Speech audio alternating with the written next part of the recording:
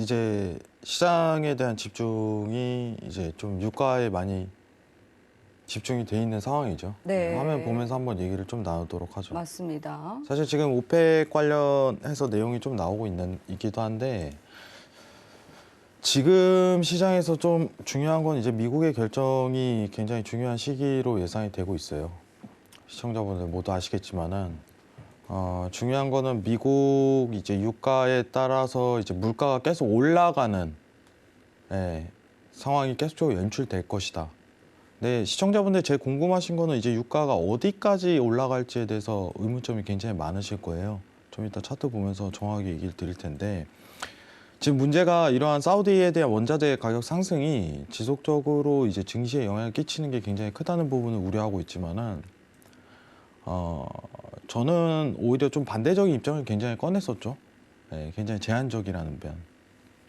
자, 일단은 지금 앞으로 이제 유가에 대한 상황은 미국에게 결정이 좀 된 상황이다. 이 정도는 체크를 해주시고 유가에 대한 지금 상단 레인지 범위가 굉장히 올라갔습니다. 단순히 차트만으로 판단했을 때는 최고점 이제 160달러까지 좀 열려 있어요.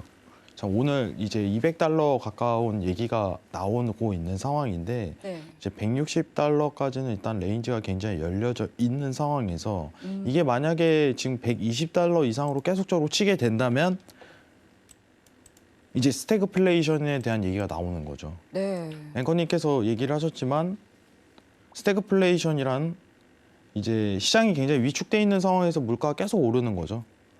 지금 그런 국면에 굉장히 들어가 있는 상황이고 그 가능성에 대해서 시사를 하고 있는 상황인데 미국은 최근에 이 부분을 계속적으로 잠재우고 있어요. 걱정할 필요 없다. 스태그플레이션은 아직 우려할 사항이 아니다. 그리고 최근에 한국은행에서도 또 이러한 발표를 했죠. 스태그플레이션에 대한 발동 가능성은 낮아. 하면서 시장을 좀 잠재우기가 나섰는데 네. 근데 이건 어디까지나 어떻게 보면은 시장 달래기를 위함이에요. 지금 유가에 대한 레인지가 만약 160달러까지 열린다면은 네. 스태그플레이션 발동 가능성이 굉장히 높아지죠. 사실 굉장히 높아집니다. 왜냐면은 이 물가 상승 그리고 물가에 또 에너지 가격이 굉장히 비중이 크잖아요. 네네. 네.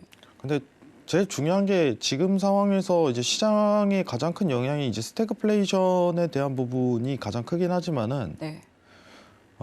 사실 이번 달에 이제 페드에서 기준금리 인상에 대한 발표 전에 이제 러시아 디폴트에 대한 선언이 있을 가능성이 굉장히 높다. 전 여기에 좀 집중을 사실 많이 하고 싶어요. 네. 러시아의 디폴트 네, 이제 가능성. 국가 부도를 공식적으로 선언하는 상황이 연출이 된다면은 네. 이게 진정한 어떤 시장에 대한 이제 스타트점이지 않을까라는 생각도 하게 돼요. 굉장히 걱정하는 국면이 굉장히 큽니다. 사실 지금으로서는 저는 아직 증시를 매수로 좀 선호를 하는 편이에요. 좀 바닥에 네. 가깝다라는 표현을 하고 싶지만은 네. 이따가 나스닥 차트 볼 때 어떤 이탈이 드러났을 때는 과감하게 접을 줄 알아야 돼요. 과감하게. 그 이유에 대해서 좀 더 자세하게 설명을 한다면은 예. 지금 사실 제가 이제 실제 금리에 대해서 굉장히 중요하게 생각을 했거든요. 네. 여러분들 아시다시피 지금 경제적인 표현으로 이제 실제 금리가 상승을 이루었던 게 이제 1월부터예요. 시장의 하락에 대한 요인을 찾자면은 저는 이 실제 금리에 대한 상승으로 봤거든요.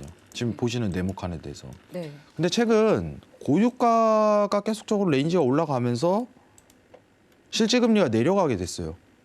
근데 실제 금리가 내려가면서 증시에 대한 어떤 반등값을 드러나기보다는 좀 제자리에 겉도는 분위기가 계속적으로 포인트가 잡힌다는 게 저는 굉장히 우려스러운 거예요. 자, 보통 이제 어떤 시장에서 우크라이나 사태가 만약에 없다고 전제를 깔아버린다면은 지금 정도의 어떤 실질 금리에 대한 수준으로 본다면은 증시는 올라가야 되거든요. 근데 지금 꿋꿋이 버틴단 말이죠. 13,000에서 14,000 레벨링 사이에서 꿋꿋이 버텨요. 네. 굉장히 저는 이거를 좀 위험하게 좀 생각을 해요. 지금 상황에서. 사실 이게 굉장히 1, 2주 사이에 드러난 현상이거든요.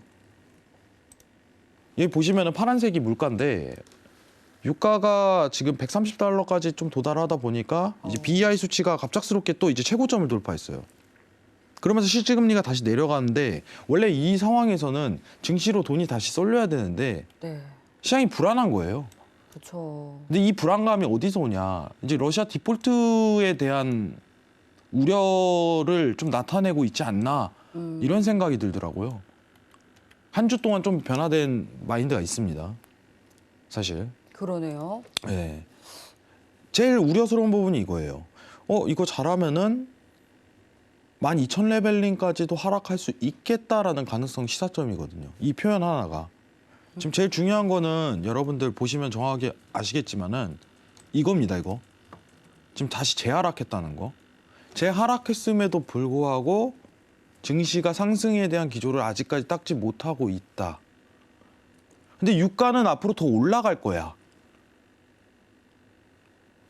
이게 지금 시장의 상황인데 유가가 더 올라가게 된다면은 BEI 수치값이 계속적으로 올라가면서 시장에 대한 실질금리 하락이 드러나지만은 시장이 지금 반등 못하고 있는 분위기를 계속적으로 나타낸다는 건 이제 러시아의 디폴트와 연관성이 굉장히 깊지 않을까. 시장에서 좀 긴장을 하고 있는 분위기죠. 굉장히 어려운 상황입니다.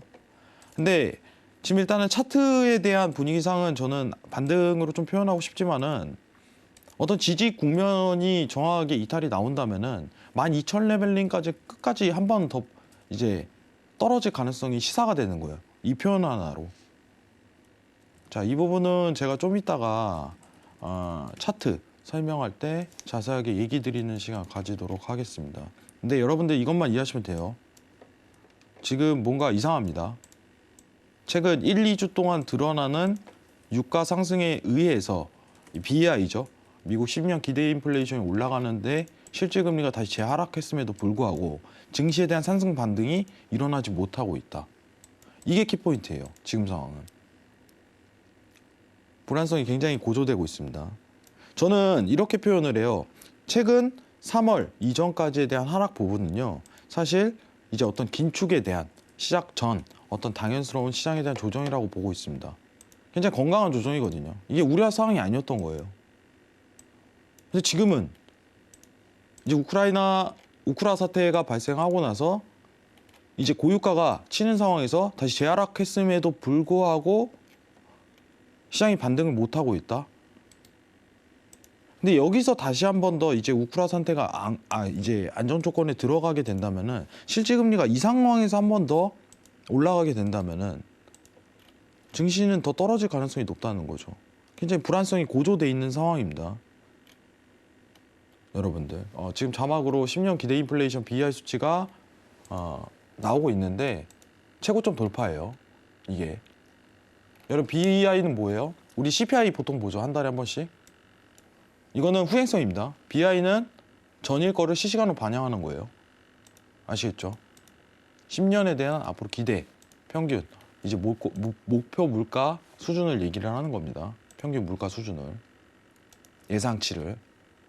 이게 오히려 더 중요한 거라고 제가 얘기 드렸어요. 네. 자, 그러면 간단하게 요약을 하자면 지금 최근 한 주 사이에 좀 이상 기조가 발생을 했다는 겁니다. 네.